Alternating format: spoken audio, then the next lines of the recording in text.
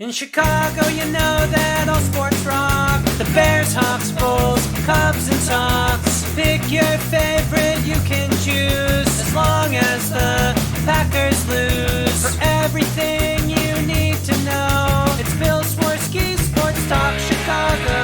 Bill Swerski, Sports Talk Chicago. Hey, everybody. Welcome to another edition of Bill Swerski Sports Talk Chicago. This is your hosts, Alex and Sean. On this episode, we're going to be talking about the Bears' first preseason game in the books, as well as the Hall of Fame induction, talking Cubs and Sox baseball. But first, I'd like to thank our sponsor, the Rockford Ice Hogs. If you're not familiar with the Rockford Ice Hogs, they're the AHL minor league affiliate of the Chicago Blackhawks. What does that mean for you? You get to see the stars of tomorrow today at family-friendly, affordable prices.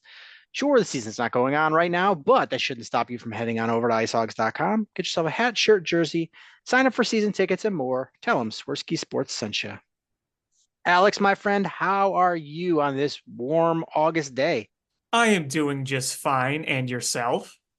I can't complain. I can't complain. It's hot out, but it's nice, and summer's in full swing, and Yeah, for sure. we are done with the NFL offseason, which is always a good thing.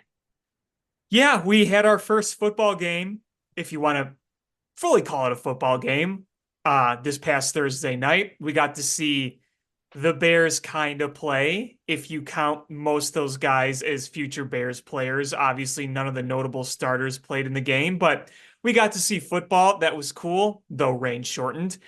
It was just nice to see. And then obviously, it was a really emotional and cool Hall of Fame induction this year, especially if you're a Bears fan, seeing Mongo and Devin Hester and heck, even Julius Peppers going to the Hall of Fame. So now that that's all over, the season can truly begin because you have the Hall of Fame game before anything else. Now we're going to have full slates of preseason games. Not every notable starter in the NFL is going to play, but you know what? It's still closer to legit football than the Hall of Fame game. But hey, it's back and it's cool. Yeah. So we could talk about the induction. I heard Steve McMichael's wife talking about how they were trying to make it happen where Steve could be there, and the NFL and the Hall of Fame were like, no, that's not going to happen. We don't want an issue where, there's a medical emergency that, while he's here. I think that was the wise decision. He's Yes. he's really advanced in his ALS, so it's not like it's the early stages where, maybe he has a fall or something. Uh, this was tough, but It's sad to see him completely debilitated. I mean, just bedridden, can't move, can't talk, can't really express anything. But what is great to see the love and support that he gets every single day and the love and support he got during his induction because they brought everything to him.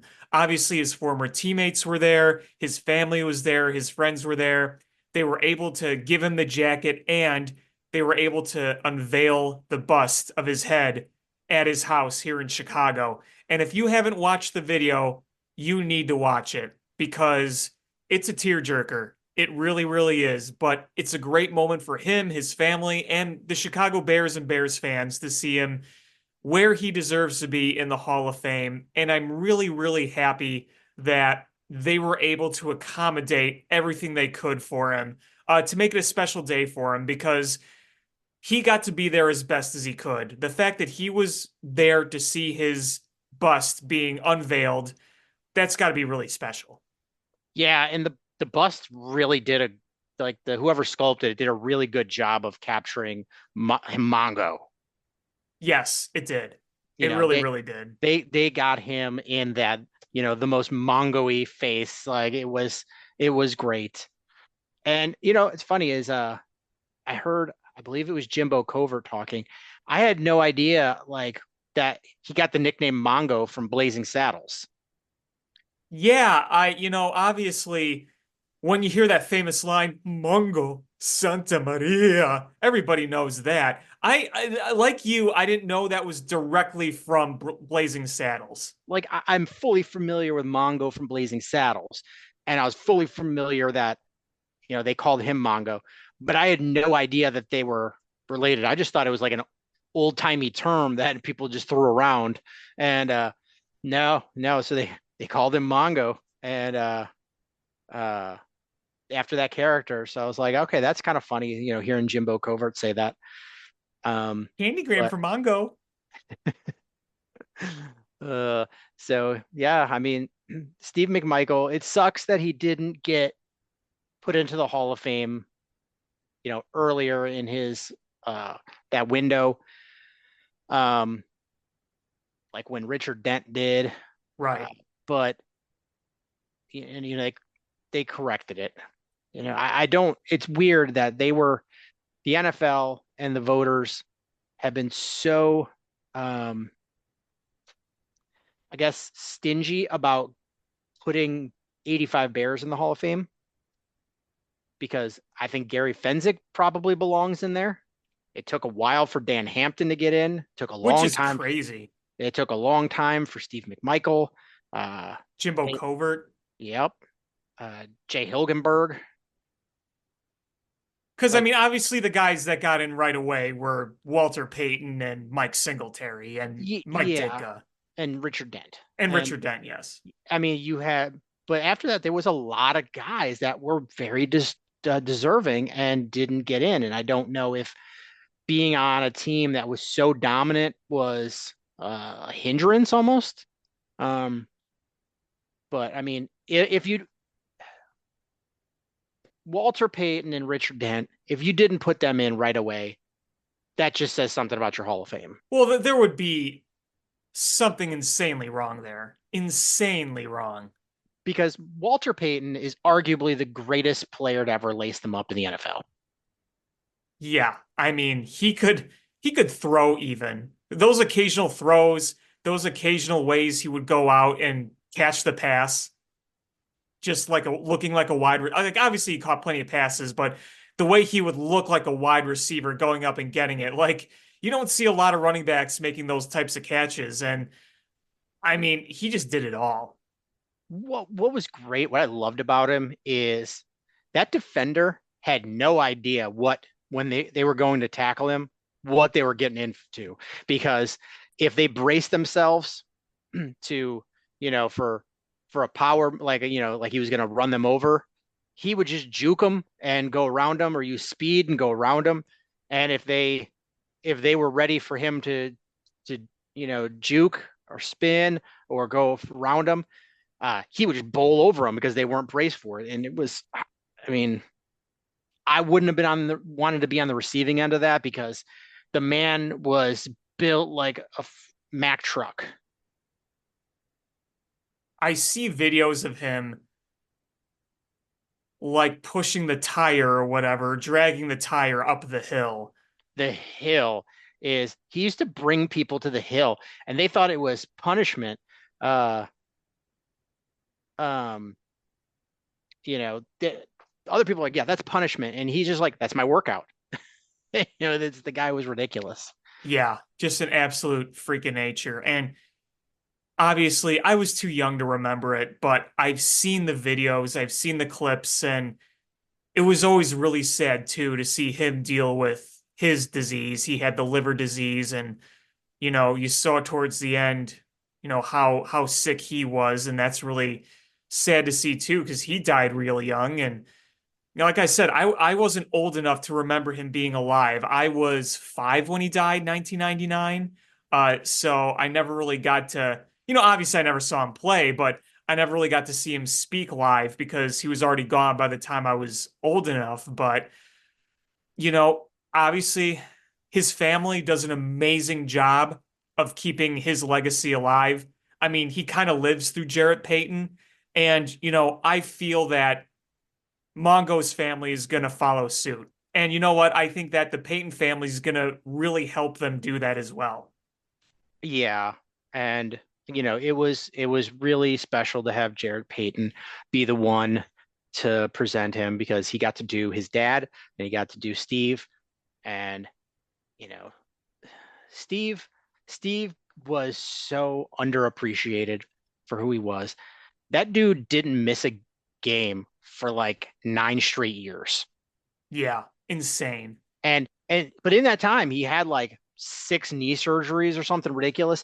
You know, he would just have them in the off season and then be ready to play and not miss any games. But And in that environment too, that NFL environment, it's amazing he did that. and there's so many good Steve McMichaels uh the like stories of him. And there's one where when he found out that Buddy Ryan was going to leave and go be the head coach of the Eagles, he apparently threw a chair and it stuck. It went through like a chalkboard and stuck in it. Um, I could see it. and then there was the training camp where I've heard Wani tell the story a couple times, but apparently there was like a VFW bar and they were like, this is the coach's bar. Players can't come here. You go wherever else you want. This was when they were Platteville. And he's like, this is the coach's bar. And all the coaches went in there to grab a beer. And Wani was like, yeah, beers were like 50 cents back then. And we walk in, and who do we see but Steve McMichael sitting at the bar with holding his little dog. And uh and he's like, he put $100 bill on the bar. And he's like, these men drink for free all night. And then he left. So Steve was a character. He did pro wrestling. He ran for mayor of Romeoville. Like, he's just a character guy, like just a wild dude. And he had a restaurant too for a bit. I think he did. A bar and restaurant, because I remember there was a clip, and it was in like the late 2000s. I think it was on Chicago's Best, and Brittany Payton was obviously interviewing Steve and, showing the restaurant. And, so yeah, he was a man that wore many hats. Now, of course, we can't forget the night he sang the stretch at Wrigley Field. Oh my God. That was so good. What he called, was it Angel Hernandez? It was Angel Hernandez. And Angel Hernandez threw him out. And he was going to be interviewed on television like the next inning. I think he was going to be in the booth with Steve Stone and Chip Carey. And security's like, I hate to do this, but you technically have to go. It's hilarious that the seventh inning stretch singer gets thrown out of the game by the home plate umpire. And it's not just any singer, it's freaking Steve McMichael, who is just so beloved in the city. And you knew that every single soul in the ballpark that night was behind Steve McMichael. Oh yeah. I mean, it's funny. It's funny how that has made the rounds again, over the last 2 years, with Angel Hernandez being like the worst and then finally being forced to retire. And I've never seen so many like baseball fans unite and go, yeah, that guy from the Bears really summed it up. Like, yeah. that guy says what we're all thinking.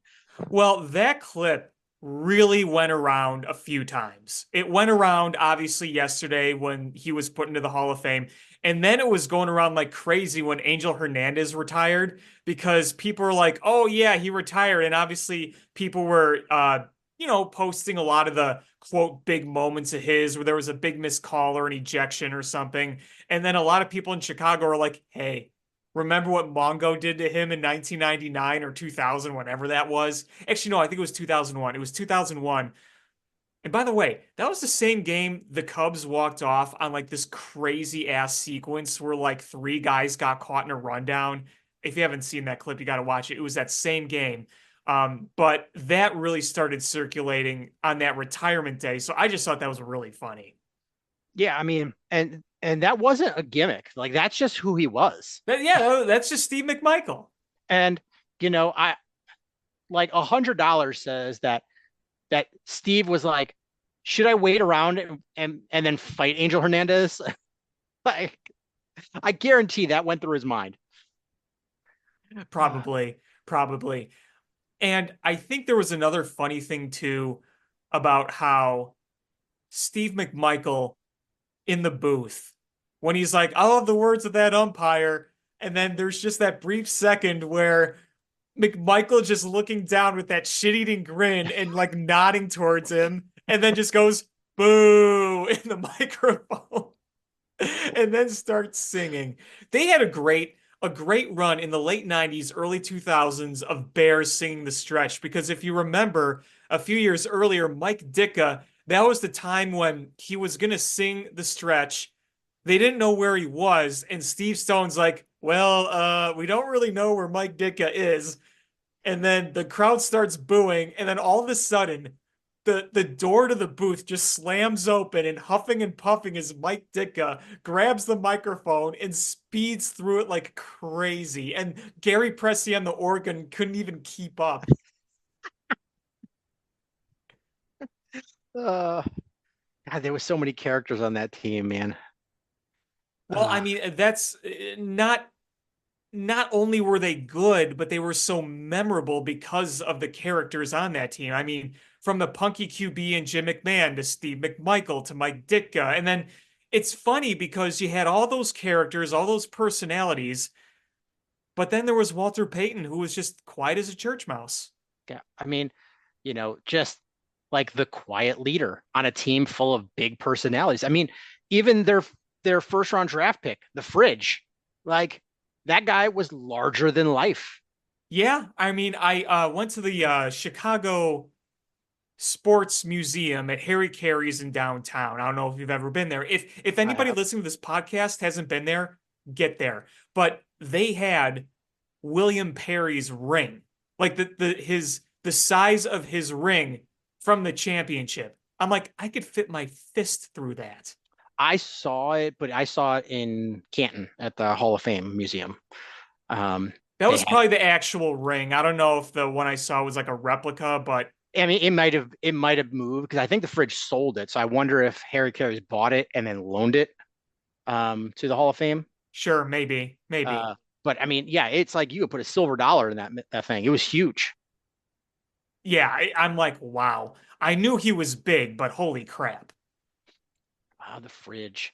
But yeah, God, I love that team so much. And I was like 8 when that happened that season, and I like I was just getting into football. Like I'd watched with my dad before that.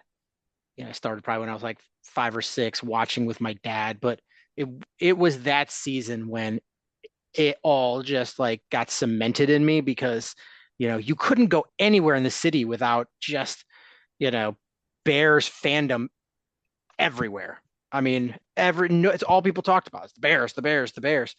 And when the Super Bowl shuffle came out, like we'd be on the playground at school, and that's what we played on the playground. We played the Super Bowl shuffle. So it'd be like, well, I'm gonna be Richard Dent. I'm gonna be the Fridge. I'm gonna be, like Jim McMahon. And everybody would pick a guy, and we would just sing it, and we would perform it on the playground every day. That's what we did. That's And pretty cool. uh, that it was larger than life, and I'm shocked that Steve McMichael wouldn't have wanted to be a part of that thing. Right. That just seems so ridiculous up his alley. It really is. It is funny I'm just really glad that he was able to live long enough to see it. to see it. You Me know, too. um, it's I know he's on borrowed time, but like his wife was saying, how this whole Hall of Fame, you know, uh, like this year when he made that final list, they were like, we know he's in the final list. We know he's gonna make it. And she said that it's really, you know, kept him going. For sure. And it's we can look and say now he's now checked all the boxes. Yeah. Yep. He's truly checked all the boxes now, especially as a football player. He had a long career. He was a Pro Bowler. He won the Super Bowl, and he's in the Hall of Fame. Yep. He's checked it all. Yep. You can't ask for much more than that. No, no, you can't. Now, I want to talk about somebody I did watch as a kid, Devin Hester. Devin Hester. I'm glad he made it in. He was very deserving of it, but the fact that they took a couple of years to get him in sucks because essentially by doing that, the NFL is telling you that special teams don't matter. Which is funny because they just changed the rules to try to matter more. Yeah. Yeah. It's like a dichotomy. Like, well, they don't matter because we can't put anybody in the Hall of Fame because they're very good at it. But, oh, we've got to make them better. So, it's more of a factor. But that guy, I mean, he was the reason for rule changes. Like he was just an absolute weapon. Even when he wasn't returning, like for touchdowns, like there was a lot of returns for big yards, flipped the field like crazy. It was an absolute weapon between the Bears defense holding people and then when they punted, Devin Hester flipping that field, like the offense didn't have to do a whole lot. And the guy was just incredible. And nobody wanted to punt to him or kick to him because they were just like, well, why would I do that? That's just stupid. Why? I'll take the penalty. I will, whatever. I'm not kicking it to that guy because that's just stupid, especially when their offense wasn't good. Sean, how many years did we talk about recently before, this rebuild started to take some shape?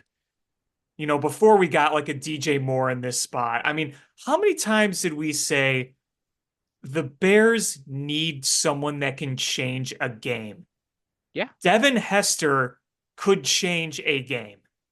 And listen, he played a number of positions outside of special teams. We saw him play wide receiver, which I don't think he was quite as bad as people want to make out. Obviously, he wasn't, a superstar as a receiver or anything, but, he had some notable plays as one. But just as a return man, whether it was punting or kickoffs, he could flip a game because whether or not you score a touchdown, he put you in prime position. And a lot of those games, watch the highlights.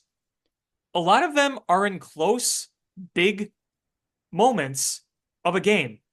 And some of those touchdowns he scored ended up being differences in the game too.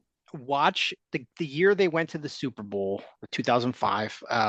Watch the Monday night game against the Arizona Cardinals. Mm-hmm. Watch the second half of that game. You'll want to jump off a bridge watching the first half. Watch the second half, and two people single-handedly won the Bears that game. It was Devin Hester and Brian Urlacher. Correct. And God damn it, if Devin Hester didn't just like put on a cape that game. Yeah, and he could really, really ignite the team. And, I'm watching a video. You should watch this too on YouTube. We all watch the highlights over and over of his touchdowns, the punt and the kick returns. There's a video where it says it just lists Devin Hester's best returns that weren't touchdowns. So you see some of the returns where he didn't get to the end zone, but he still got you like 40 yards, 50 yards, where, hey, you might not have scored, but guess what? You're already at midfield or you're in field goal range or you're very close to scoring a touchdown. I mean, those mattered too. And it's very easy to just watch the highlights and focus on the touchdowns. It's more than just that. It's putting you in a better position because it's the Bears. They're not known for offense. So him putting them in better positions to have to do less, to not have to go 70 yards to score, proved pretty big in a number of games over the years, whether it was Rex Grossman as the quarterback in 06, because the Super Bowl year in 06 was his rookie year, or if it was Kyle Orton or Jay Cutler, whoever it was, he was key to flipping those fields. And what really stands out about Hester to me is it didn't matter what stadium you were in. Didn't matter where you were. Every time that ball went to Devin Hester's direction, you would see the flash bulbs start to go off and you would feel the air get tenser in the stadium. Everybody knew when that ball was going to Devin Hester, something big could happen, whether you were at Soldier Field or on the road. Just watch the opening kickoff of the Bears Colts Super Bowl. Yeah. I mean, that's like the flashes are going off and everybody's on their feet and they're just ready to go. And it was in the air and Devin just flipped the switch. Yeah. It was sad. It was sad that they didn't win that game, but it was a great moment. Yeah, I mean that was arguably one of the best moments in Super Bowl history. Probably one of the best moments ever for a team that didn't win. True. Because, I mean, hey, if they would have won that, we would be saying, okay, what did we like better? The Super Bowl kickoff return or the leadoff home run by Dexter Fowler? We'd be making those two comparisons. And I mean, some people still kind of do, but it's not quite the same because the Cubs won and, the Bears didn't. But you'd be getting more and more of those comparisons if that were the case. But either way, it's still an amazing highlight. He's the only one that could say that he's accomplished that. You know what really pains me, though? Devin Hester's last game as a Bear was that Randall Cobb touchdown game at the end of 2013. And in fact, a lot of great Bears' last games were tragic because Brian Urlacher's last game as a Bear, I don't know if you remember, it was in 2012, and that was when they lost in overtime to the Seahawks at home. They blew a late lead, then they tied it, and then they lost in overtime, and that more or less ended the Lovie Smith era. And that was the last game that Brian Urlacher played. So sucks they went out that way. But, Devin Hester did play a few more years. He played a bit on the Seahawks, the Falcons, and the Ravens. Not much, few more years, but he played a few more years. But he'll always be remembered as a Bear, obviously. He spent like 90% of his career there. Just so much fun to watch. I miss him. Yeah. So it was great to see so many Bears go into the Hall of Fame. In one season. Because you got to give some to Julius Peppers too. He was a Bear. He was very good. He was a Bear. He was very good as a Bear. I mean, but he's obviously known as a Panther. Oh, yes, of course. He'll always be remembered as a Panther, and rightfully so. Obviously you don't put Julius Peppers in the same bucket as Hester or McMichael, but hey, he did wear a Bear uniform. He did. So I mean, I will definitely say, and it wasn't a cup of coffee. He signed a multi-year deal with he did with the Bears. So it's there's 3 Bears that went into the Hall of Fame this year. Yeah. So who's the next? Who's the next Bear to go to the Hall of Fame? Peanut deserves it. I was just going to say, is Peanut going to be in there? Does Lance Briggs get any love? Lance Briggs deserves it. Because Lance Briggs, I think, was kind of underrated. He was extraordinarily underrated. And the fact, playing with Brian Urlacher hurts him. I don't think Briggs will ever get in. Tillman, I still think there's enough of, he might go in later in that, next wave of when the older players go in, because there's, the longer he's away from football, he stays relevant. It's still called the peanut punch. Well, that's the thing. He kind of trademarked what it's like to be a defensive back and stripping the ball away. And he did it against the elites.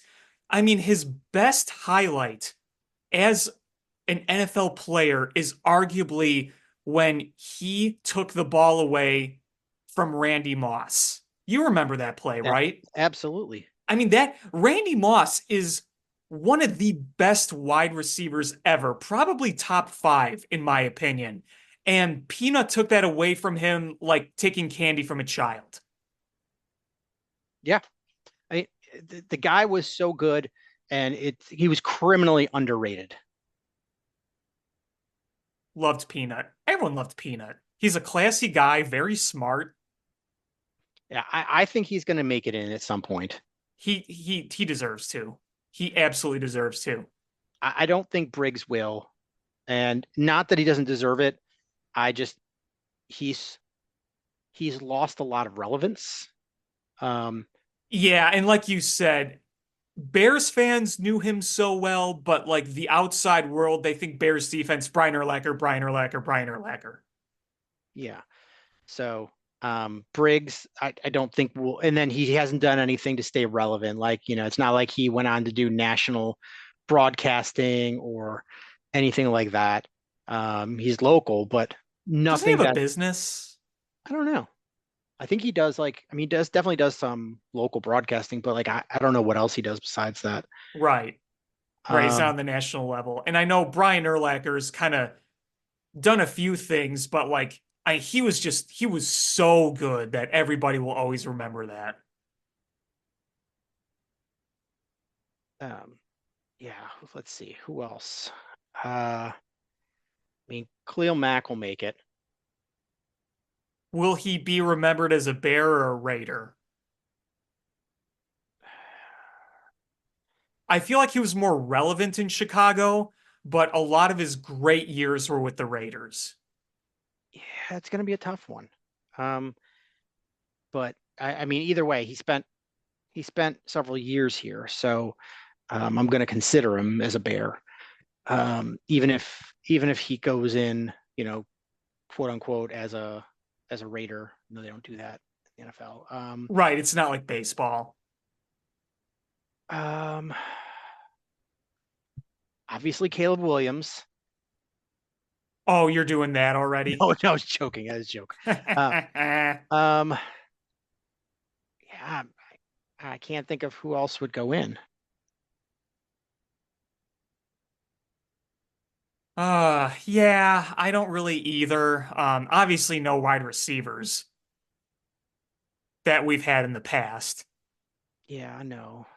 I mean, because Brandon Marshall was good, but kind of teetered off there. Alshon Jeffrey, the way he started, it looked like it, and then again, kind of teetered off. Woke up again in Philly, but just not enough. Matt Forte is going to be in the Hall of Very Good, Yeah, I, right? I think I'm gonna put this out there. I think Jay Hilgenberg is gonna get in at some point. Okay. I think Does Jay. Robbie Gould go in as a kicker? Just quick question. No, I don't think he'll go in. Okay. Um, Anyway, I'm gonna throw another name out there. That's one of those potential. Yeah, it's Olin Kreutz. I don't think he will. I'll put him in the same bucket as Lance Briggs. Um, yeah, I kind of see him as Hall of Very Good. Jay Hilgenberg is was better and more relevant because of that team he played for. I think Peanut Tillman and I think Jay Hilgenberg will get in at some point. Okay. I can Uh, respect that. and that might be it for now. I mean, you know, We'll uh, see what the future holds. yeah, right, at this point, it's there's not even anybody where I'm like, oh well, maybe. I mean, you know, Montez Sweat has a long way to go. Yeah, no, I'm not even Long thinking way to about that. go. It's uh, Darnell Wright just in his second year. Like there's just nobody that's even remotely No, um, no, close. I no. mean, And I mean, the past 10 years, even, it's like, okay, Khalil Mack is clearly the best player we've had. yeah, Khalil Mack will make it in. I, I think the boat has sailed for Gary Fenwick. I think Fenwick belonged in there, but his biggest champion was Mike Ditka, and Mike Ditka's just been MIA for a while now. Right. So without having like him champion him, Gary Fenwick gets lost in that shuffle. I think Jay Hilgenberg is still the most relevant of the 85 Bears that deserves to be in the Hall of Fame that's not there yet. Um, because you talk like anytime like people my generation and older talk about that team, they'll all mention Jay Hilgenberg. Like it's one of those names that's younger won't ever mention, but older they'll be like, oh, Jay Hilgenberg and Jimbo Covert. So I think Jay Hilgenberg will make it in. Yeah, after that, it'd be awesome if Darnell Wright and Montez Sweat and Caleb Williams and Rome Odunze all make it into the Hall of Fame, but those are wishes and prayers at this point. Yeah, for sure. So yeah, we played a game, and it continued on with the same pattern of the Hall of Fame game. Nobody plays their starters. So I don't think it mattered per se to me because I just wanted to see football, and I was more interested in some of the younger players and seeing what they could do. You also got a little bit of glimpse of how the Bears are viewing things, because there was one person that didn't dress that I think it spoke volumes. Was it Tory Taylor? No, I didn't expect him to play. I'm kidding. Velus Jones. That's right, he didn't. He didn't. I think he is the return guy, and I think they're going to try to use him. I'm going to say I don't want to say gimmicky, but I think they're going to have a Velus Jones package. And I think he's going to be the poor man's Cordero Patterson for this team. I think that's what they're going to try to do. And so the fact that a lot of people were like, oh, he's on the bubble, he might not make this roster. The fact that they didn't dress him tells me that he's going to make this roster.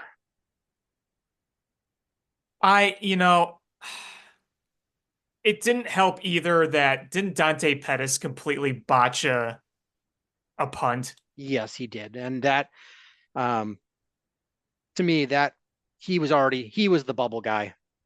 And that did not help at all, because the reason you keep him on there is he's dependable. And if he stops being dependable, then you're not getting anything. And we talked about that last week is, that is his floor. And if he starts muffing punts, that changes that calculus. And, that's not a good thing. No, it's not. And I think that what we've seen in camp is the Velus Jones type player seems to be valued well in this offense. So, I think that it's not surprising, obviously. And like I said last week, it is shit or get off the pot time with him. So hopefully he can be a stable solution, because as you and I saw, this is a different special teams era with the kickoff rules. So hopefully he can handle it well if that is indeed the case. Now, speaking of which, a lot of people were trying to analyze the new rules and what they thought. My personal opinion, I think it was too small of a sample size in too much of an exhibition game for really me to formulate an opinion on it. Oh yeah, because the fact is that nobody's going to show their hand on this. Like how we're always like, oh, the defenses play vanilla defense. They don't do their exotic blitzes. The offense doesn't show their hand and what they can do. The special teams, now that they matter, like the fact that Tory Taylor didn't play in that game tells me that he's a weapon and they don't want to show their hand what he can do. They're, They didn't want to show anything. And No, the fact that you didn't see any, like I think was I did anybody even cross the 30? I don't think Um, so. I mean, it was if kind of like, if they did, it was barely over the 30. and But then they would just hit a wall. yeah, you're going to see better players return kicks, and you're going to see different techniques for opening up a hole. Uh, the only thing that I saw from those plays that I started having an opinion about is teams need to practice more because there was too many penalties.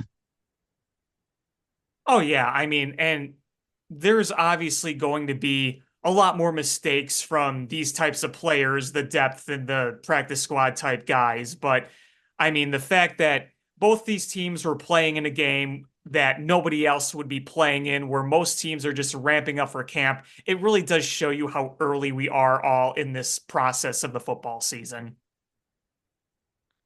Um, yeah, it's uh, so it's I do like this new kickoff. I think it's going to add excitement because the kickoffs were such a dead play for the last couple of years. Um, you know, people didn't even go back to their seats because just there was a pointless play. And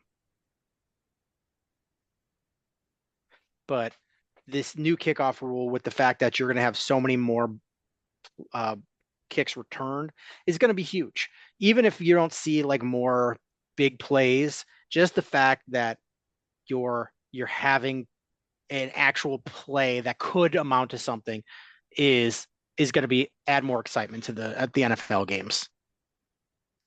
Yeah, because I know a lot of people didn't like when they changed the rules, what, 10 years ago, whatever it was. Um, Because remember, they changed it. and it was and I get why they is you didn't want somebody running all the way down the field and having those collisions. So Yes. this and the way that they came about this is like that's the perfect use of those smaller professional football leagues is the part of the reason the NFL should be partnering with them is you can try out rule changes. So you don't go in and with hopes and prayers of how it'll work out in the NFL, you could try them out in these minor league teams, or I'm not minor leagues, but these non-NFL teams and leagues. And it's one of the many reasons why I think partnering with the NFL is a smart idea. You can use it as quarterback development. Uh, you can use it as an alternative for people that don't want to go to college or can't get into college instead of having these like JUCO teams. I think there's a lot of good things that can come about from having these off-season professional football leagues. But the rule changes is the topical one. You you get a whole season of seeing what this looks like, and it's a lot easier to sell owners on a rule change when they can watch it happen and not just be told what's going to happen. Right. Like here's a 20-minute montage of these from regular games in actual gameplay. Yeah, I mean that it helps a lot more than like a simulation or just even a concept. And yes, the quality of play isn't going to be the same as the NFL, but the overall idea of how it structurally works, played by humans, that helps a lot more. Yeah, absolutely. Um, so in this game, I know there's not a lot we can take away from. There was a couple things where you're like, Brett oh, Rippin is the truth. next Hall of Famer, Brett Rippin. Brett Rippin is him. Quarterback controversy. Why did we bother wasting our first round draft pick on a quarterback when we could have just had Brett Rippin? We could have traded him for more picks. We could have got an edge rusher and a tackle, and instead we draft this quarterback kid that didn't even bother playing, busy painting his nails. And he's telling people to clean up after themselves. We don't need no sissies on this team. We don't Yeah. need no dental dam. Why? Who does he think he is telling people to pick up after themselves? I remember when football players rolled in dirt. Yeah, you throw your garbage on the ground like a man. You It know, was fun to watch, though. when I'm done eating my meatball sandwich and I got that extra juice, I just dump it on the floor. Somebody will clean it up. The dog will lick it up. Somebody will get it. Dick, I used to look it up. Dick used to mop it up with his mustache. Ew. He called it his flavor saver. Oh, that is disgusting.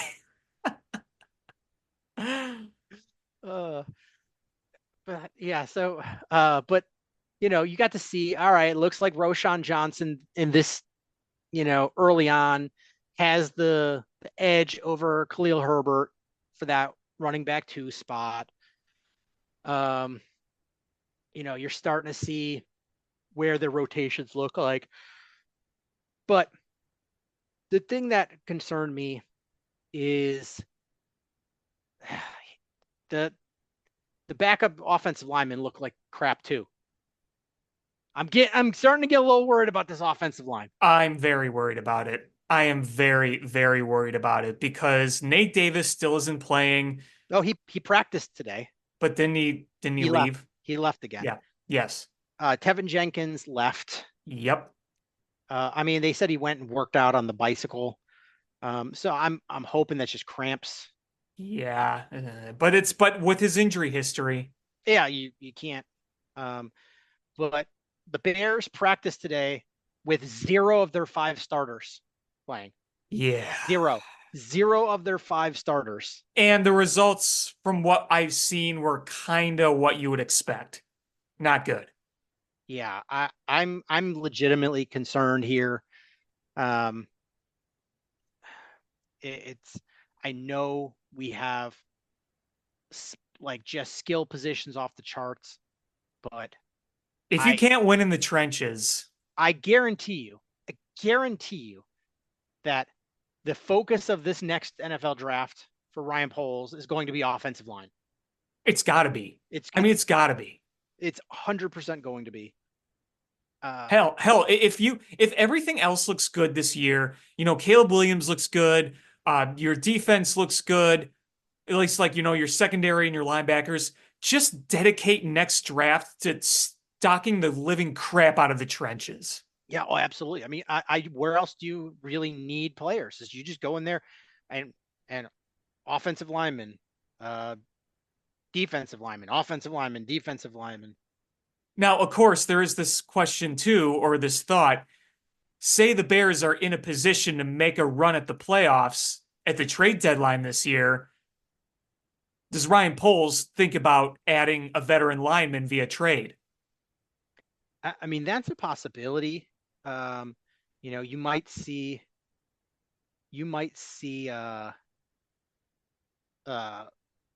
some veteran players cut because of salary or whatever. Like, just because this is who's there right now, we've still got several more weeks. Yes, we do. Look at how late in the training camp that the Bears traded for Khalil Mack. I know that was kind of a unique situation, but yeah, it was literally like the week before the season. Yeah, or I mean, even a more relevant one is who was the tackle that they signed? Wasn't even playing. He was just on a fishing boat. Oh my God. Was it Peters? Yeah, Jason Peters. Jason Peters. Jason Peters. They signed him like what? Like a week before the season or the regular season. Well, it's kind of funny because like I was even thinking like, is there some veteran lineman that could just be available? I can tell you right now, there's somebody that the Bears would absolutely love to have that's currently holding out that they would love to have. That'd be Trent Williams. If you could get Trent Williams, then you know what is kick Tevin back over to the right side, kick Braxton Jones into the left guard, and suddenly your offensive line looks pretty darn good. Nate Davis is your primary guard backup. Yeah, I just don't see it happening, but that would be I don't awesome. either. I don't either. I'm just saying is that as of yesterday, Trent Williams said that he has conviction in his holdout. And I don't think the 49ers are going to want to commit to him long term because he's a little bit older, but he's really good. But man, I mean, if you're the 49ers, isn't your time to win now? Yeah. Like, I mean, you have all these pieces. Isn't now the time to go? I mean, you just went to the Super Bowl and you were in the NFC Championship the year before. You're in this golden window. Like, you could get even better than you were before. You're stupid talented. Yeah. I mean, Trent Williams, when he's healthy, is arguably the best tackle in football. Yeah, he's really damn good. And I would love him on the Bears. Oh my God. You know how awesome that would be, both for the tackle position and the help he could provide to Darnell Wright in his development. Man, now you're putting thoughts in my head because I know they're not going to happen. It's not, it is not going to, I'm not even being a meatball on this one. There's no way the 49ers are not going to figure this out. But stranger things have happened. I just would be absolutely like flabbergasted. Yeah. But another player that really showed what he can do, and we saw some good things from him last year too, both in preseason and then when he got opportunity at the end of the season. It's Colin Johnson, the wide receiver. Yeah. He was kind of going off. He made some really nice catches, one that technically didn't count, but it was a hell of an effort anyway. And he was really polished when he talked on 670 to the score the next day. I listened to his interview with Bernstein and Holmes, and he was a really good listen. If you haven't listened to that, you should listen to that interview. And remember, this was a guy that had a major, major injury back with the Giants and could have completely derailed his career. And the fact that he's battled back to even put himself in a position to be in a roster competition, it's a good story. It's a good story to follow. And I think there is some talent there. Yeah, and he's a big body receiver. So I think he's going to catapult himself up, and I would not be shocked if he makes the roster. But I think he's going to have to play special teams. If he plays special teams well, I think there's a good chance that he can make this roster. Yeah, we'll see. I mean, obviously you have 3 more preseason games to further evaluate, but it was fun to watch. It was fun to watch that first night. A player that, I mean, Brett Rippon looked great. It's understandable because he knows this offense. So going in against the third stringers and in an offense, that's a big advantage. So I just, there's a reason why Tyson Bagent started over him, and we'll see how that plays out. And the fact that they only gave Tyson Bagent a few reps, I'm still going to say that my point from last week stands true. Based on their age and where they are in their careers, I think if you tried to put Tyson Bagent on the practice squad, somebody would take him. I agree 100%. I don't think anybody's taking Brett Rippon. I don't think so either. But like you said, it looked like he knew the system because it was working. They were vertically moving the ball down the field. Yeah, and I'll even go this far, is God forbid Caleb Williams gets injured. It would not shock me if Brett Rippon got the start, even though he's the third string quarterback. I mean, it wouldn't be obviously that game, but the next game, depending on where they are in the season and Tyson Bagent's progress. But I think based on the salary difference and the roster composition and the fact that you don't want to lose a player is Brett Rippon. You're going to get all the value from him being that practice squad quarterback. He's still in the room. He's still providing that veteran mentorship. He still practices, and you don't risk losing Tyson Bagent. And not saying like, oh, it's the end of the world if you lose Tyson Bagent, but you got an undrafted, rookie quarterback that won you 2 games in the NFL. Like that doesn't happen that often. So I think you owe it to yourself to continue to build him and see where his ceiling is.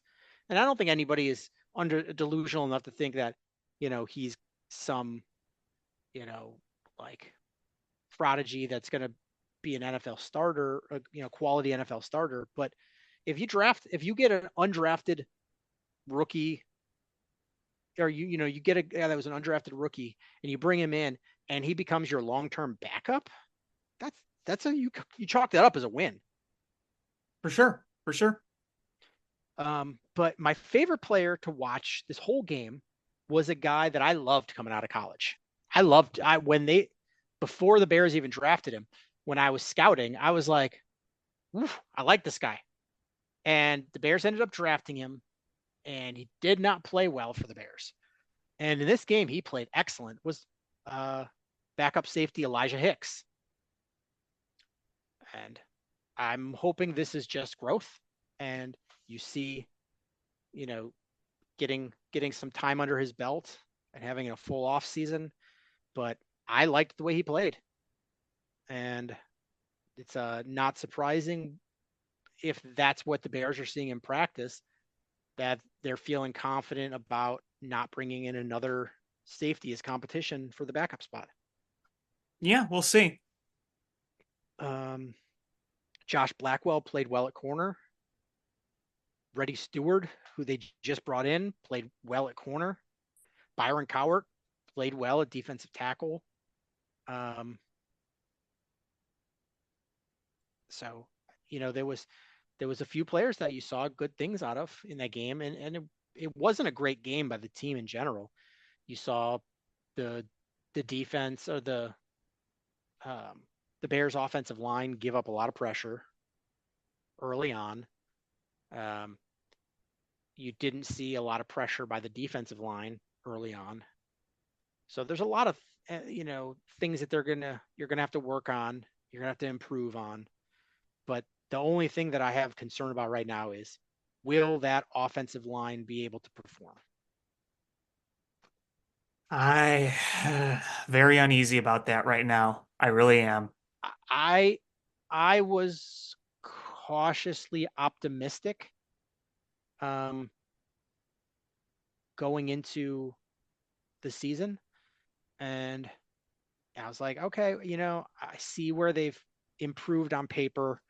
Let's hope that being healthy and back getting better on the depth is going to be better, but I just didn't see it. I just didn't No. see it. We'll see how it progresses through camp. We'll see how it looks in the preseason. But, you like to see your defense play well, but you also don't like seeing your offensive line constantly get bullied and get beaten up. Yeah, I just don't want to see the quarterback under pressure again. Because we've seen that enough, haven't we? Yeah.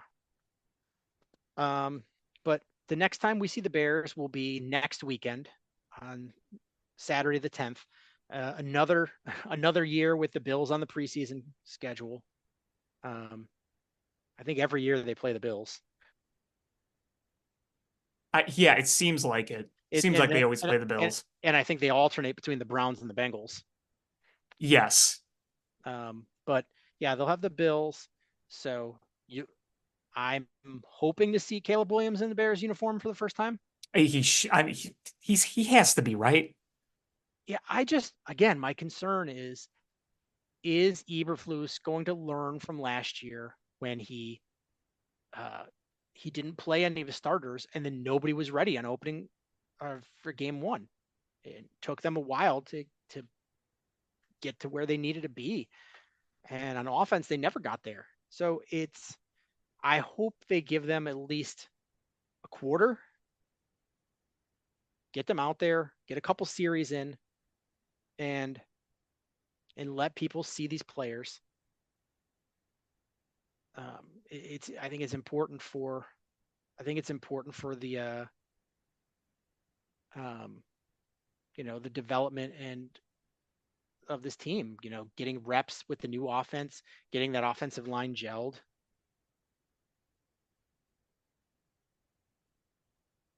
Yeah, I mean, the thing is, there's more to just Caleb Williams throwing to his targets. It's getting that chemistry in sync with that offensive line. If it's just moving parts right now, you really gotta see some game action there. Oh, did you read this story? Illinois man arrested at Morgan Wallen concert for terrorist threats to shoot two Chiefs players. What? Apparently, a man from Illinois was charged with a Class E felony of making a terrorist threat in the second degree after threatening to shoot two Kansas City Chiefs players who were in attendance at a Morgan Wallen concert at Arrowhead Stadium.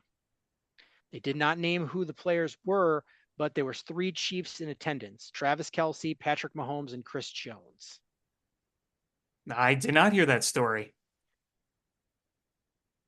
Prosecutors have requested a $250,000 cash bond. When did this happen? This had to be recent, right? He was arrested yesterday, and the concert was Friday. Interesting. There you go. Crazy, crazy people. Yeah, so it's hopefully we get to see a little more continuity with that Bears offensive line and get to see Roma Dunze and Caleb Williams connect on a play, because Bears fans are going to go nuts when they see in a preseason game those two connect. Yeah, and you're seeing the good things, at least with the chemistry in preseason, when Caleb Williams does have time to throw the ball. He's connected with Rome, he's connected with DJ, connected with Scott a lot. So, yeah, I'd like to see some in-game action. Hopefully we see some good things. And, we're going to have to be prepared to see some growing pains too, because there's going to be a lot of them. Yeah, there is. There's going to be a lot of growing pains. And I hope the Bears coaching staff is prepared. They have a game plan if that offensive line breaks down, much better than the last coaching staff, where they were just letting Justin Fields, well, they're getting to him, he just needs to throw it faster. Like, okay, if that's your plan, it's a terrible plan. Hopefully they roll Caleb Williams out a little more, add an extra man and max protect, whatever it is to help him stay upright and be able to get the ball, because he delivers a lot quicker, but he's also a young man that's learning a brand new offense. Yep, and there's a whole new speed in the NFL. Speaking of Justin Fields, you watched any highlights of him with Pittsburgh? No. I'd be surprised if he wins out the starting quarterback spot. I know there's rumblings of it, but good for him. Russ got a little dinged up, and Justin, and you're not going to hear me shit on Justin. I know there's things that he needed to do better, but he was really put in a pickle playing here. And so if he goes there and he plays well, I'm going to look at it as cool. The Bears will get a 4th round draft pick instead of a 6th. But he's looked good in training camp. I mean, he's thrown some stinkers, but he's looked significantly better in this training camp than he did in any of the Bears training camps from what I've seen. Well, whatever. Should we move on to baseball? Yeah, we have a little breaking news. Oh, what? The Cubs are promoting Matt Shaw and James Triantos and Kevin Alcantara to the Iowa Cubs. All three of them. Okay. That's big. That Because if you haven't been following, Matt Shaw has been raking. Yeah. I mean, the Cubs have a couple of minor leaguers that are playing real well. Triantos and Alcantara are too. That's why they're getting promoted. Yep. So that's awesome. And the Cubs, when we started this podcast, were down 2-0 or up 6-2 on St. Louis.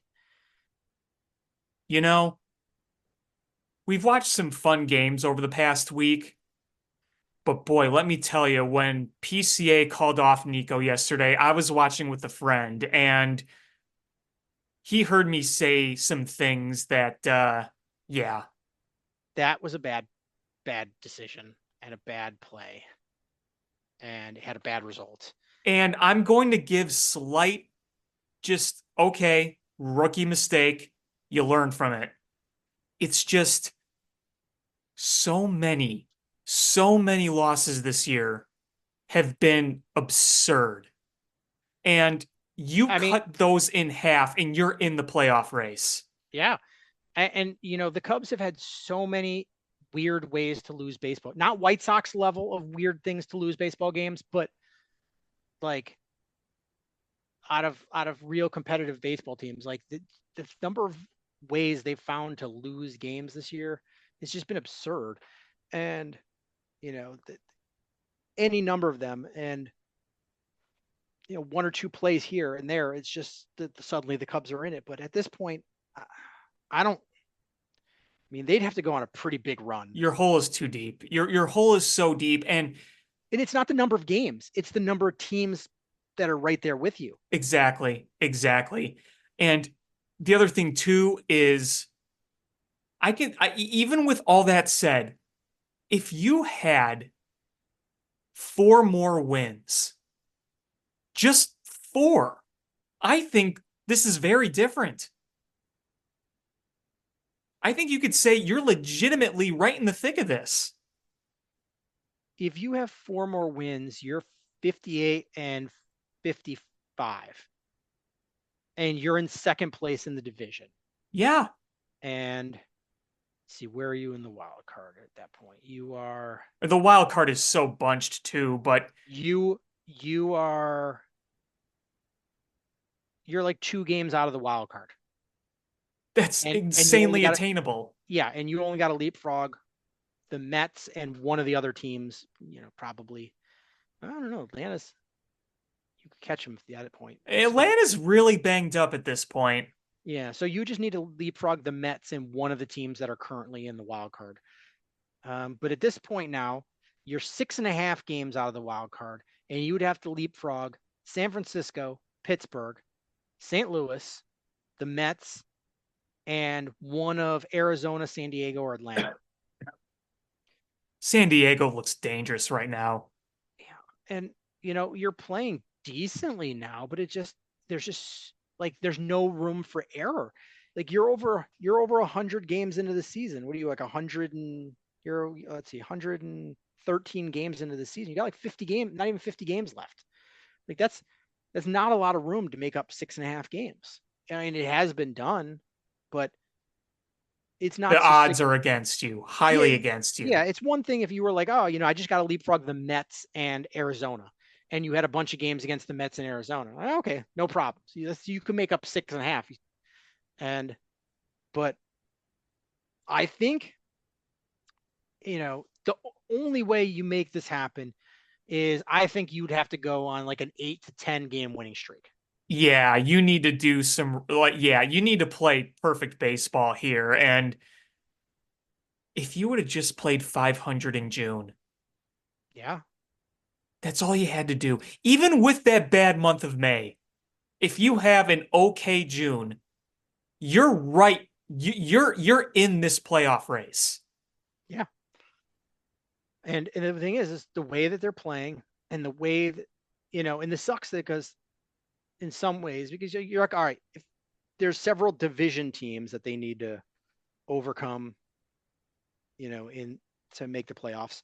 And the nice thing is you play a lot of those games against these division opponents, but You couldn't beat them. but you're not beating them, and they're also playing as well as you. You're just not gaining any ground on them. No, no, you're not. You know, your if you win today, what is you're like, okay, you didn't even scratch the lead over that they had over you. No, it means nothing now. Yeah, it's it just It fucking pisses me off. it's everything's too little, too late, and it's Just like last year. and it's the same thing as last year. Is the organization will say, oh, these games, it's April, it's early, we'll turn it around, and all of us are saying you can say it's April and it's early now, but when it comes August and those games in April matter now, like it doesn't matter when you get these wins. It's you need a certain number of wins to make the postseason. And it doesn't matter if you get them in April, May, June, July, August. You need a certain number of wins in order to make the playoffs. And you've got to get those wins. And if you're going to struggle in April and May, then you better be damn well be hot in July and August to make up for it. Yeah. And, the Cubs started off a little slow, and then they had a stretch there in June that was just terrible. And, they're not playing well enough to overcome that. Well, and the thing, like we said, comparing this to last year, the difference last year is they did go on that run you talked about, but the odds of you doing that, having to rely on that again, and remember, you're relying on something that still didn't get you to the playoffs. You missed the playoffs last year. Yeah, and the one thing that you had going for you last year is the run differential was in your Yes. favor. You were like, okay, this is an anomaly because, with the run differential, we should have more wins. But right now, you know what the Cubs run differential is as of this morning? Isn't it right about even? It's -4. So it Yeah. is pretty much dead even. So yeah, like you're right where, I mean, you might be a few games under where you should be, but like you're not a playoff team. Like even if you were a 500 team with that record, you're still 6 games out of the division lead, and probably 4 out of the playoffs are the wild card. So, you're still out of it. It's you've got to go on a run here. The But Reds, I'm not even counting on it. I'm yeah, not even counting on it. the Reds are the anomaly now. Is they have a worse record than you, and they are a +28 in the run differentials. Well, and remember they had a good season last year despite just missing, kind of like us, and they had a horrible run differential. So it kind of goes to show, that run differential isn't the defining factor in some of these fringe playoff teams. No, it's not. I mean, it's been a pretty good indicator for every so often. For the good teams, yes. But yeah, the fringe teams this year are just weird. Like St. Louis is a -38 run differential. Yeah, but they got that devil magic and they just find ways. Yeah. Pittsburgh is where they should be. They're -5 and they are like a 500 team. Like, okay, makes sense. Yeah. Uh-huh. The teams that are plus 45, 50 run differential are in the wild card. The teams that are closer to 100 run differential in the NL are the division leaders. The American League is a different story. Is New York Yankees would be the wild card team right now, and they got 121 run differential. But that's gonna be a dogfight for the division, them and the Orioles. Yeah, But like you look like, okay, Boston and Houston are right there for that wild card, and they're plus 33, plus 41. Minnesota's plus 59, And what did you say the Houston was? plus 41. And they're considered having like a big down year. Yeah. Yeah. But then when you're like, okay, well, then you look at the bottom of the standings. The White Sox have the worst record in baseball by a We'll lot. get to them. Yeah. But their run differential, you want to guess what their run differential is? The White Sox? Yeah. Is it like minus 150? Minus 247. Oh my. Minus 247. Yeah, like I said, we'll get to them. Oh, Colorado is minus 180. And you're like, oh man, that is awful. There's no way anybody can be worse than that. And phew, here we go. Wow. But yeah, it's this Cubs team just can't piece, like, they can't string enough wins together. And No, because they'll win a nice game or two, and then they'll either lay a complete dud when you just think they're getting some momentum, or they'll lose a game like they did yesterday. yeah, and you know how huge it would have been to sweep a series against St. Louis? In 4 games, Yeah. yes.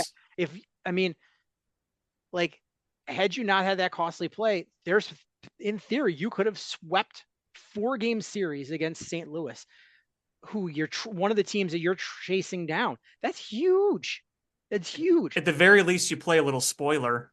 Yeah, and the fact that you blew that one, it goes from you gaining 4 games to assuming that you hold on to this. And don't, not yet. I don't know where it is now. We're in the top of the 8th. Okay, it's just if they hold on to this game, they'll have gained 2 games. 4 games and 2 games are a big difference, especially when we're in August. Yeah, absolutely. Absolutely. And here's the thing about Saturday's game. It's one thing if you lost in the 8th inning because a star hitter like Goldschmidt or Arenado hits a go-ahead home run. Yeah, it sucks, but stars do what stars do. You just you got beat, but you beat yourselves. You walked guys, you made 2 errors, you got beat.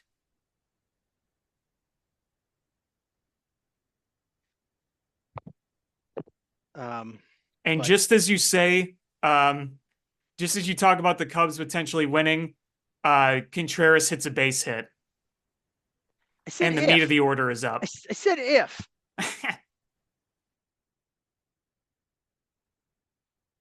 Was here. But yeah,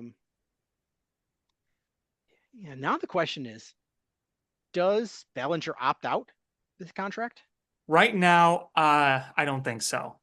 He's not doing bad, but enough to opt out, I don't think so. Out throws a monkey wrench in what the Cubs would otherwise do. Is Well, can he opt in and you can trade him?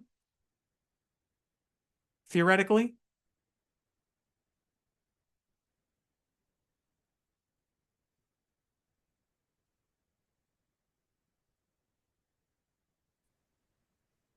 that lose you?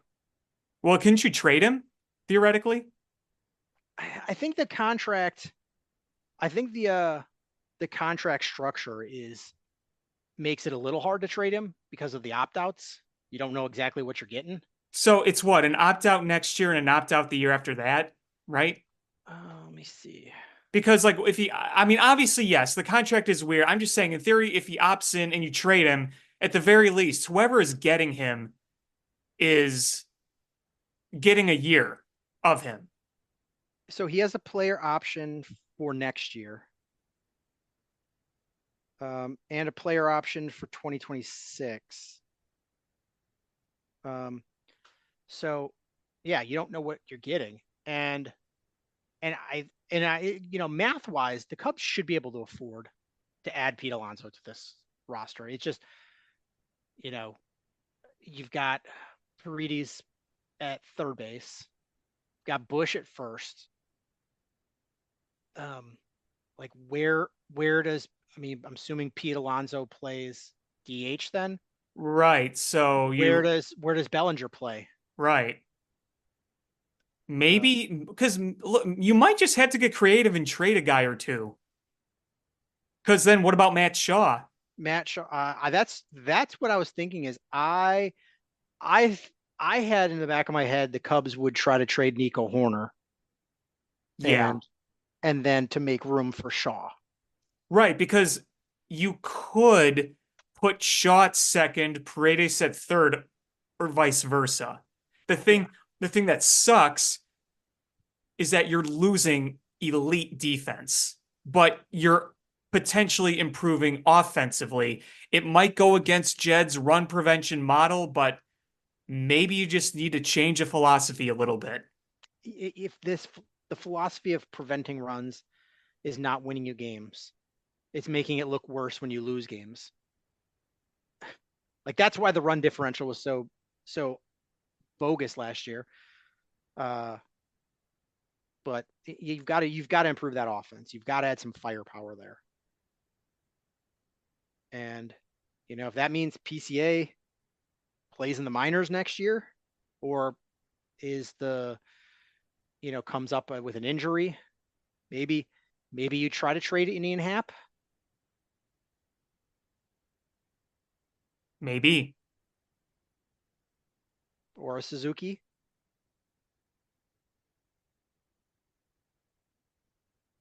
I don't There's going know. to be a lot of discussions this offseason, I'll tell you. Yeah, and it's gonna. I mean, a lot of it is gonna hinge on what Bellinger does. Yep, absolutely. What's going on in this game here? We're going to the bottom of the eighth. All right. It's still 6-2. So Contreras had a one out single, then Goldschmidt grounded into a fielder's choice, and Arenado flew out to left field. Yeah, where I record is I have to look over a couch and then see a small TV, so I can't see what's going on. Um, so that's good. I don't have any wood. I really don't have any wood to knock on. I've got like some press board and Knock on press board. wait, can I reach this wood? This is real wood. There, got it. All right, should we talk White Sox? Oh boy. By the time you listen to this podcast, they may have a new manager. Uh, you think? I don't know. I heard that there was a meeting between ownership and Grifol, and afterwards they lost their 20th straight game.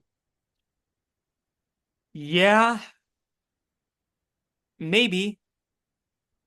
I just I'll believe Jerry firing in season when I see it. Maybe we see it. I mean, there have been rumblings and a lot of reports and a lot of speculations, but yeah. I mean, listen. You've lost 20 games in a row. You've had two losing streaks of 14 games or more. You are 60 games below 500 on August 4th. Pedro Grifol, in his career as White Sox manager, is 100 games below 500. 100 games below 500, and it hasn't even been 2 full years.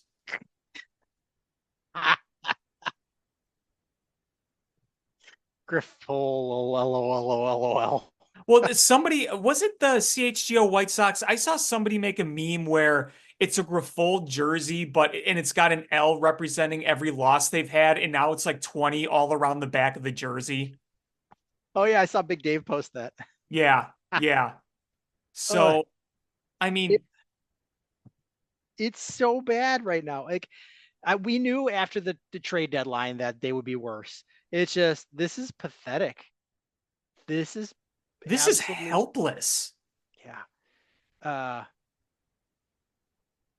would you like to guess what their home and away records are? Okay, so they're 27 and 87, correct? Uh, they are 27 and 87. And they've played, I'll tell you, they've played 57 games at home and 57 games on the road.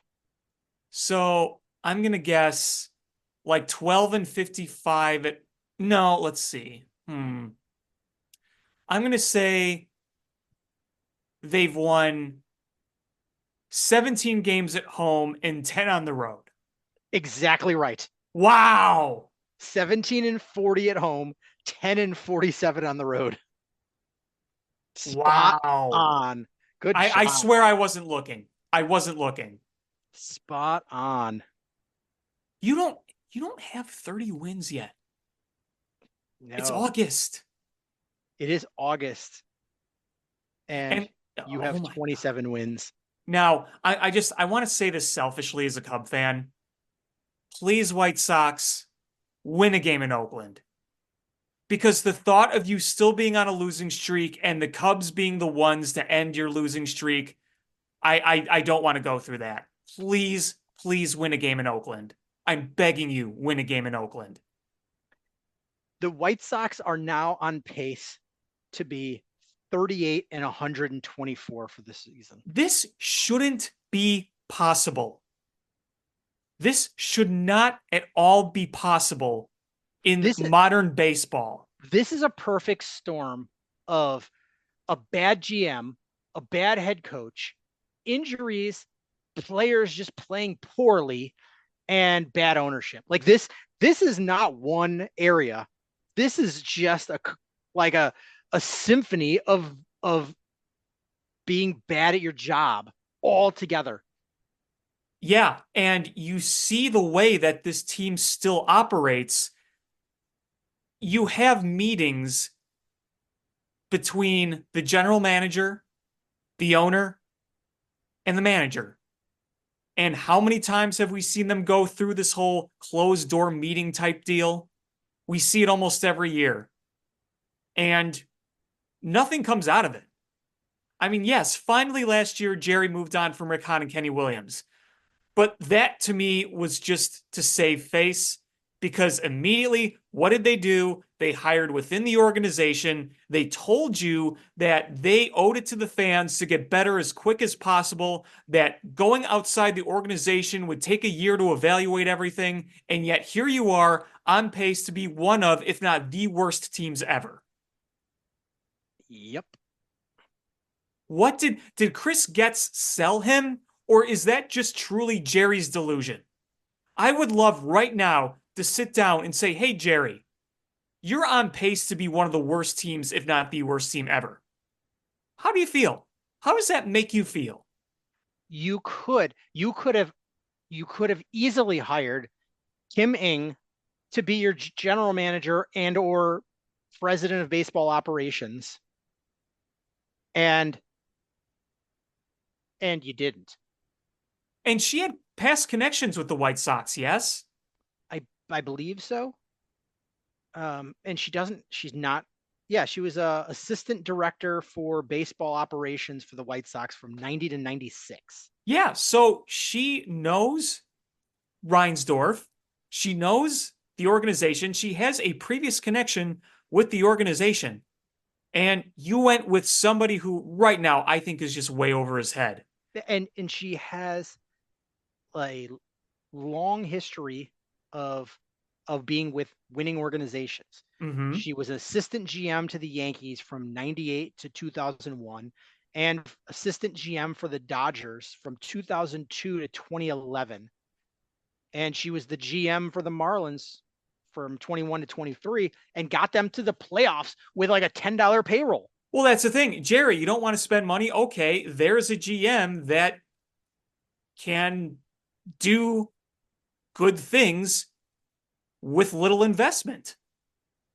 But you went with Chris Getz, who was not experienced at all in this. You Nope. say you owe it to your fans to get better, and you bring in somebody who's never done this before because you have this need to be the Kansas City Royals. And now you have these rumblings that they want to hire AJ Pierzynski. And listen, AJ might be a good manager. He might be a good manager.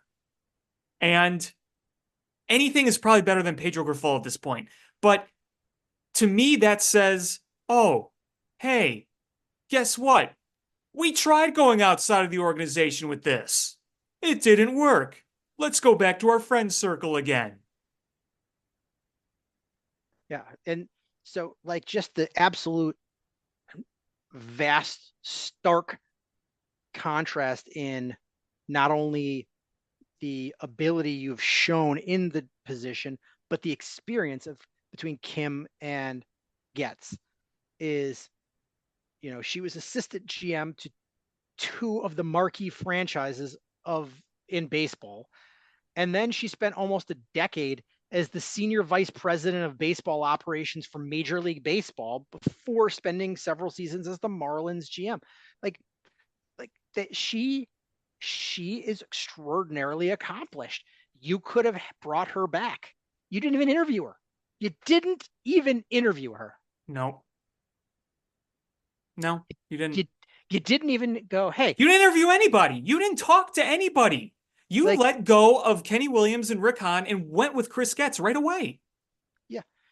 And like, it was telling when AJ Pierzynski, who's a friend of Chris Getz, went on his radio show and was like, that was a terrible hire. Like when your friends are like, oh yeah, you shouldn't have hired my friend. He's terrible at this. He's not going to be good. Like, that's telling. Yeah, that is telling. And Chris Getz has this whole weird thing now with Garrett Crochet, which is incredibly awkward. Yeah, that's another situation. So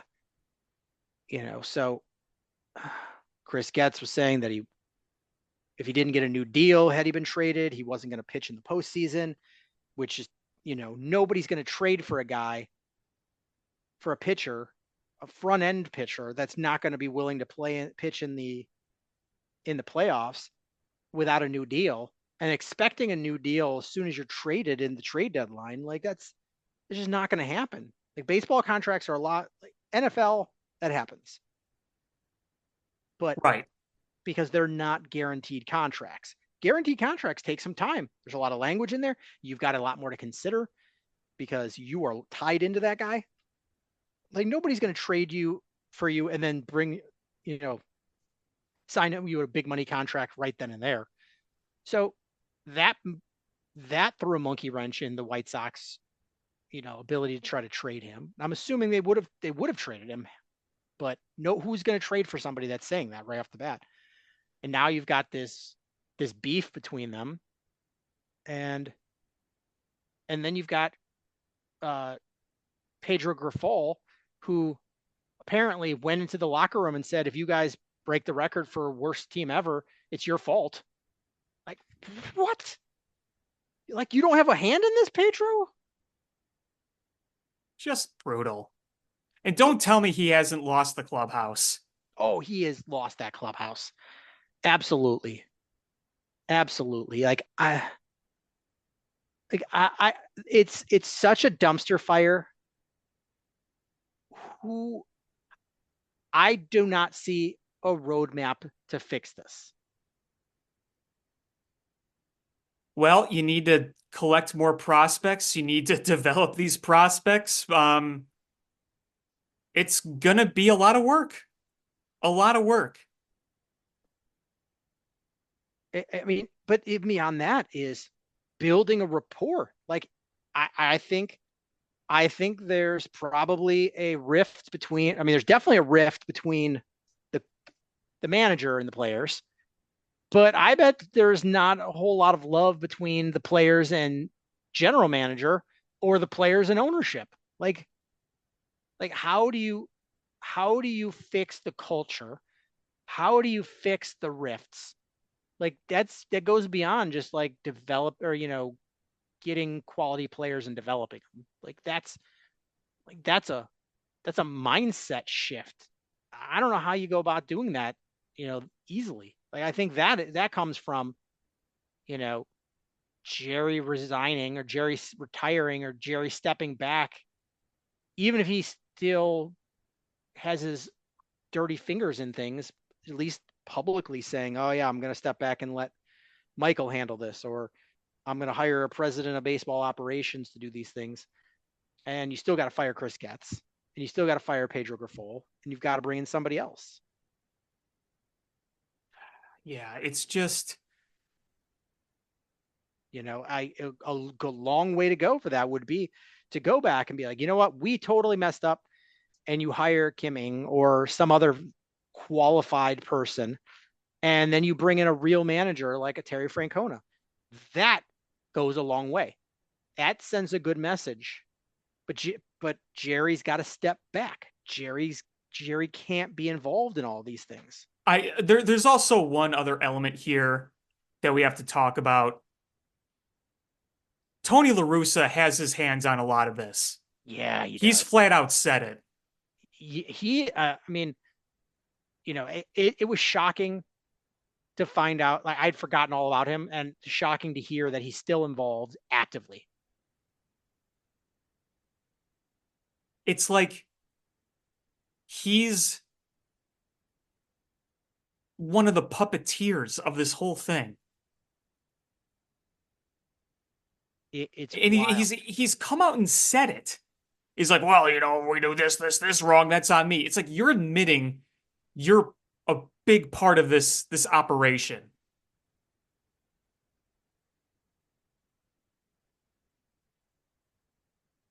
Can I tell you something? What's that? Do you know what Eloy is batting since being traded? He's like 4 for 6. His slash line is 556, 556, 667 with an OPS of 1.222. Yeah.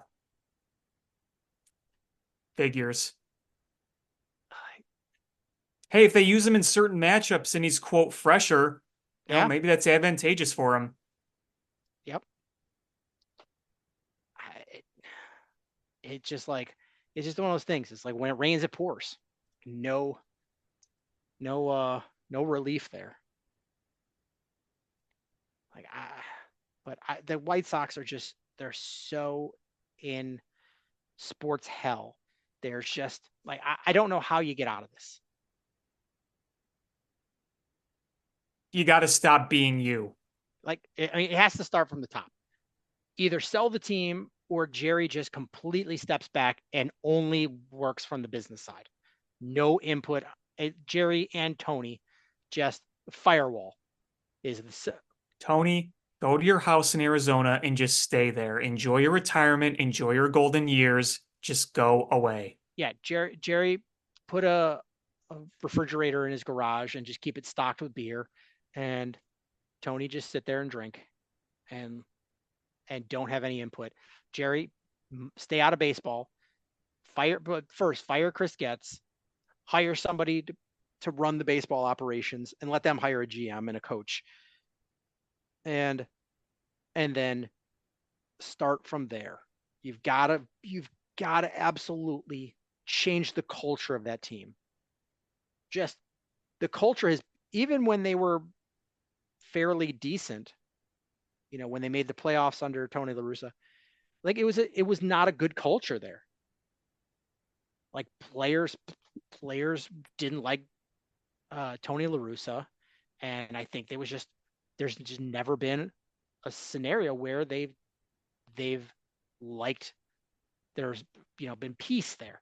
I think you've got to change that culture. You've got to instill a winning culture with real winning staff, and show that you're committed to winning baseball games by signing some free agents. It's just not going to happen. And this is going to sound morbid as hell, but as long as Jerry's alive, this is not going to change. Yeah, I know.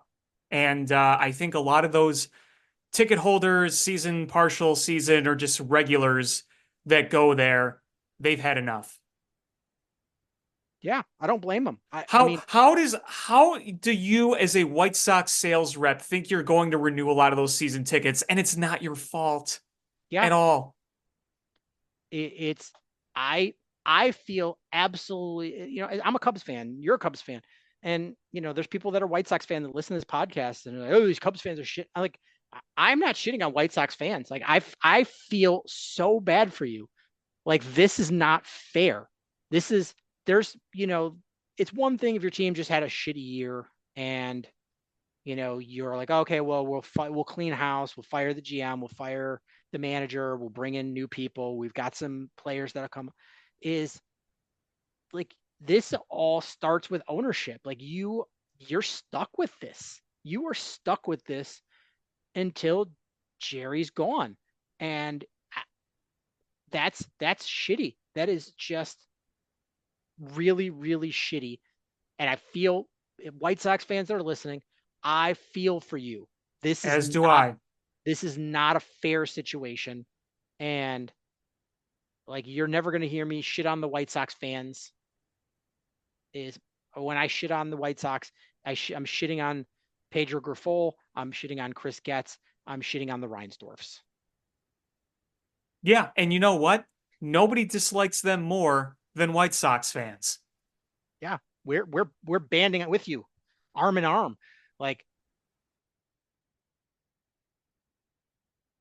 you want to put up another billboard telling Jerry to sell the team, like tell me where the GoFundMe is for that. I will chip in money because if it can't be my Cubs winning, I want a winning sports team in the city.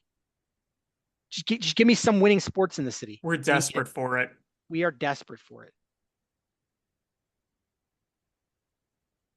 Yeah, it's just so annoying. But yeah, the way it stands is the White Sox are now at uh 20 20 straight losses.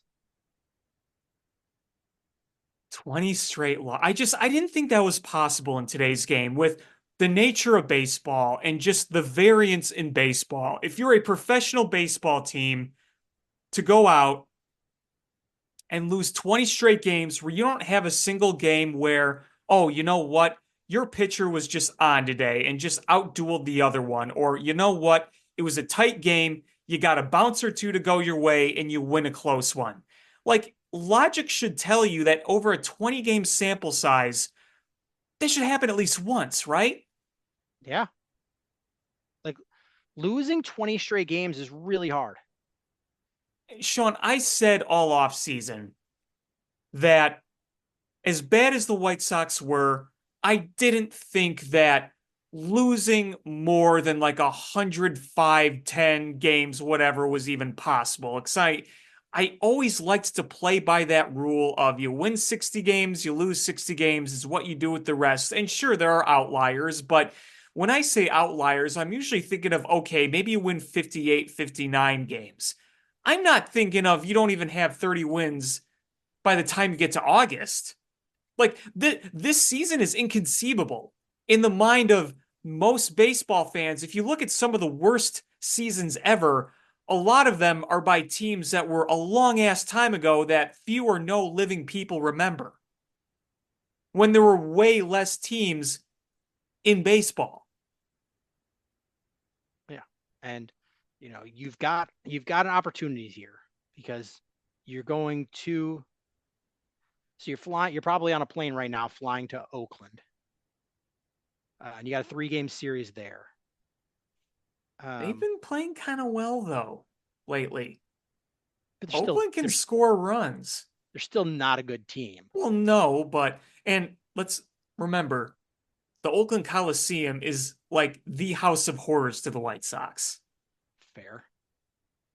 Fair enough. But man, just win a game. Seriously. Um, Please win a game in Oakland. let's see what the probables are for. Isn't this sad? We're looking up probables just to see if a team can win a game for the first time in basically a month. Um, yeah, let's see. It is Jonathan Cannon for the White Sox versus JP Sears of Oakland. That is not a good pitching matchup. Well, maybe Cannon will find something good. He's had a few decent outings. He's a young pitcher. I don't know. And then why did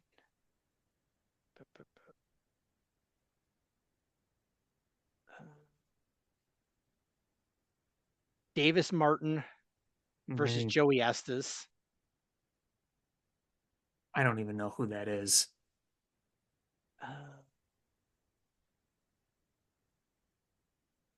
Did I pass by the first game?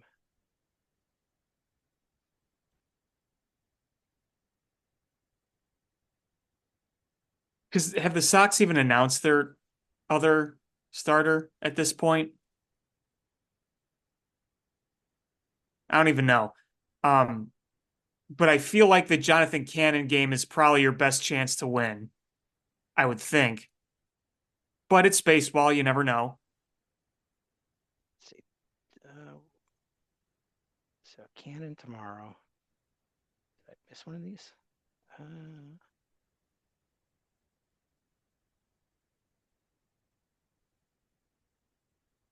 It's got Cannon for both games on MLB.com. Well, there's something wrong there. Yeah, so I don't think Cannon's going to pitch back-to-back games. It is the White Sox, so you never know. And um, uh, and there's a certain former pitcher that the White Sox traded to San Diego. Dylan Cease. That would be him. He has more wins in July than the White Sox. Wow.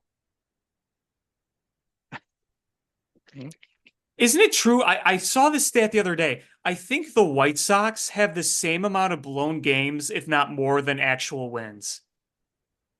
It wouldn't shock me. It wouldn't shock me. You know what the funny thing is about a lot of these absurd stats? They're completely absurd, but then you put it in the context of this team and you're like, yeah, that tracks.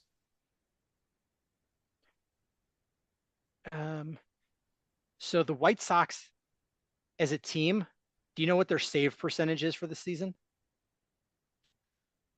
No, what is it? 39%. Is it that high? It is like, God, that's terrible.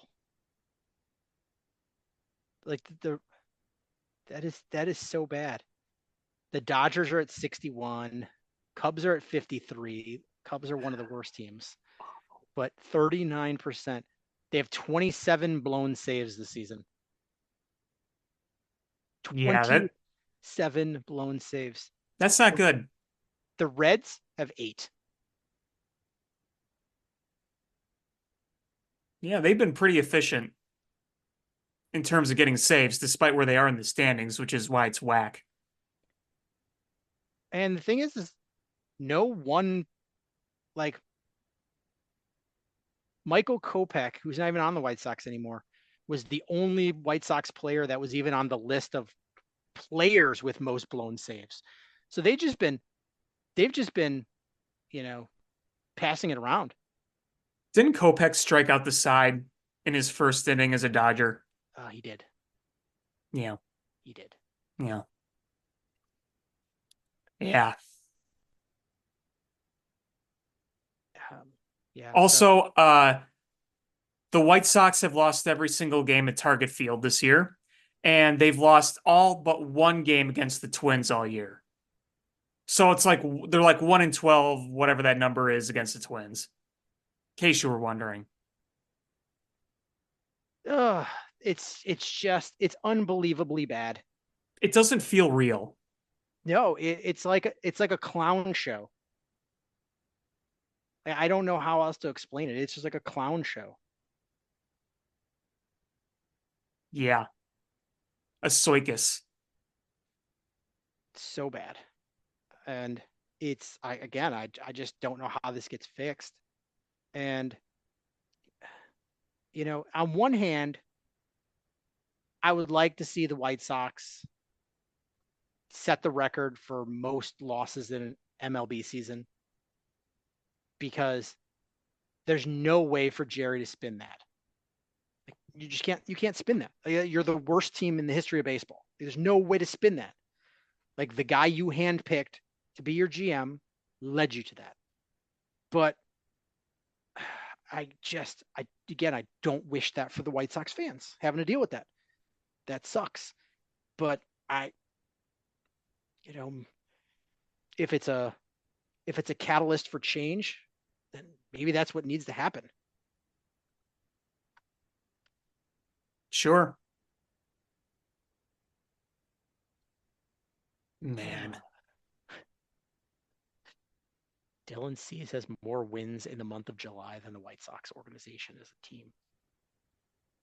And he had 4 wins. I see hashtag sell the team trending. Are they talking about the A's? Or are they talking about the Sox?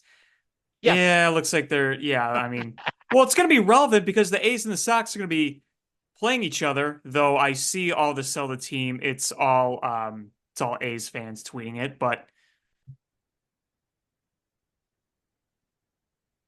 I have several close White Sox fan friends, and they're telling me they hope they lose every game the rest of the way. That's where they're at. They want Jerry's face rubbed in it as much as possible. And I don't blame them. I really don't. How can you? It's just, this whole team is such a joke. I mean, the funny thing is today, the Sox were down 8-0 early. So it looks like it wasn't even going to be a game. But then the Sox kind of started chipping away. And next thing you knew, they were within like 3 runs. So you're like, hey, the offense is scoring today. And then the pitching continues to just blah. And they end up losing 13-7, whatever it was. 13-7, yeah. Yeah. Yeah, so you were down 8-0, and then it was 8-3, and then they just kept chipping away, or just kept scoring runs, and it just no bueno. And Chris Flexen stunk. Didn't even get through 2 innings. Gave up 8 runs, 6 earned. Oh yeah, he was toast before the second inning was even over. Yeah, it was so bad.